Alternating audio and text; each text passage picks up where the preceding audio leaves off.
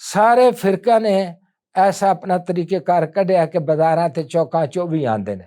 मिलाद के मौके ते तुहानूं पता ही, मुहर्रम के मौके तुहानूं पता है, तबलीगी जमात जगह जगह फिरदी, ठीक है ना। जमात इस्लामी अपना मौका बाहर लियांदी है, ये दूसरे भी लियांदे ने।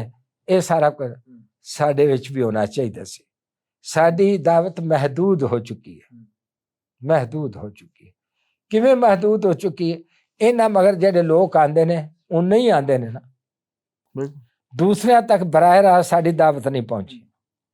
अगर किसी नूं शक, मैं अपने तकरीरां विच कहना, उत्थे किसी नूं शक है ते किसी यूनीवर्सिटी चले जाओ, किसी बार कौंसल में चले जाओ, उन्हां कोल पुछो कि कबरां नूं सजदा क्यों हुंदा है, वो तुहानूं कहणगे ये बुजुर्गां दा प्रोटोकॉल है।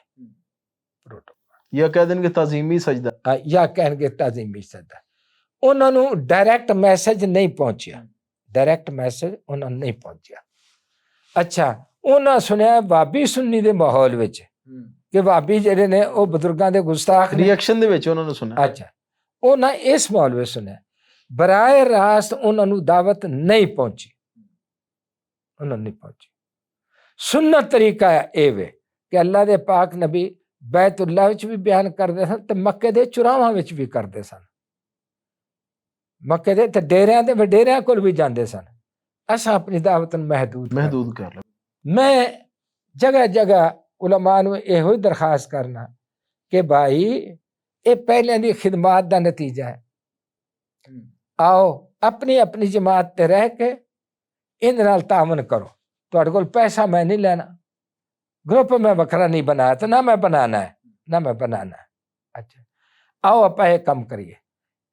ते साडे जिन्ने इश्तिहार हाफिज साहब छपदे ने ना, मैं तुहानूं रिकॉर्ड दिखा सकना, जिन्ने रसालियां च इश्तिहार छपदे ने, असीं सारिਆਂ ਨੂੰ बुलाने की कोशिश करने, जिन्ने साडे प्रोग्राम होंदे ने छोटे मोटे सारिਆਂ ਨੂੰ बुलाने।